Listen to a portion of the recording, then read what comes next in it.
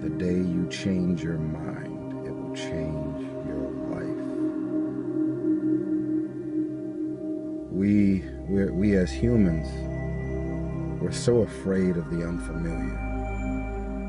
I've never done that before. I've never been over there. I've never let anybody else manage me before.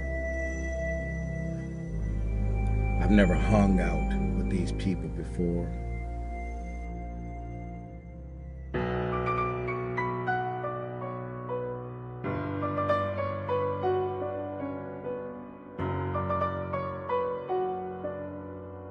Develop the habits. You've got the brain power, you've got the energy, but develop the habits of success. So how do you start a business with no money under the worst conditions that your backer doesn't want to give you a dime? What do?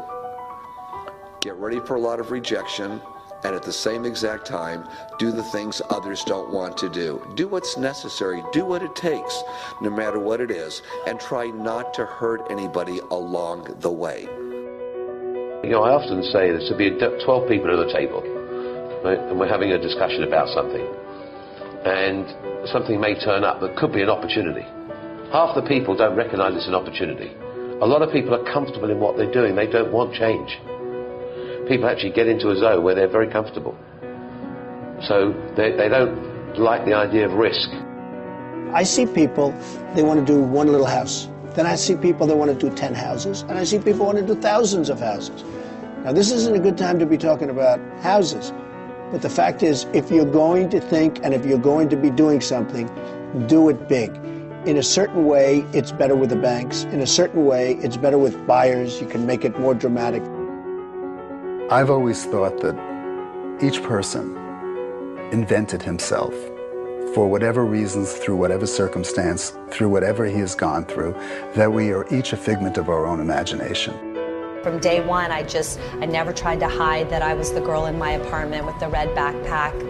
It's like, this is who I am, and I find that people end up rooting for you and opening more doors if you're really honest early on. Some people start businesses and try to come across that they're much bigger than they are because they feel like that's the only way they're going to be taken seriously.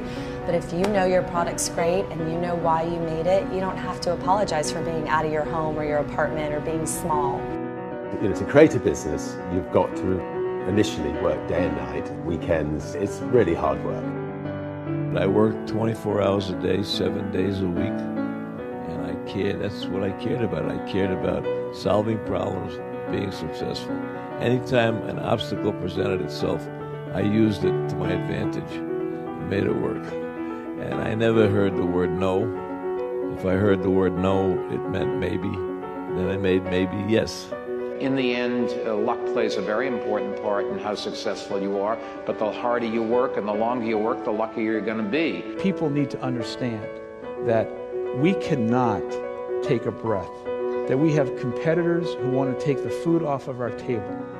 We have an economy in which there's 8% unemployment here, 9% unemployment in the US, and Starbucks Coffee Company is not something you have to have. It is a discretionary purchase. And so the mentality that you need in a business today, Starbucks or otherwise, to build sustainable success and enduring success is you have to eradicate the human behavior of relaxing, the human behavior of feeling like we have won. And what I have said in the last 2 years of Starbucks is there's no celebration, there's no victory lap. We haven't done squat. I don't have the same opportunity as you do. Yeah, you do. You do. You have every bit the opportunity that I did. And so you can go out there and do it. Somebody said, well, what was your goal? Goal? Make money. You have the power to just, you can sit down, you can code something, you can try it. It doesn't matter to you whether someone thinks it's a good idea or not, because you have the power to go put that online and, and see whether it resonates and connects with people. Stay focused on the stuff that you're providing to your users. You're going to make a ton of mistakes. It doesn't matter. You don't get judged by the mistakes. People don't remember those years from now. They remember the things that you did that were good. There's always going to have to be an element of luck, but I think more important is putting yourself in a business that can be ubiquitous, that really doesn't have limits. Because otherwise, there's always going to be a grind to it. But if the business, if it can't be something that you can visualize every business using or every consumer using, it's going to be tough to scale to be big enough or to have the perceived value to get you to that billionaire club.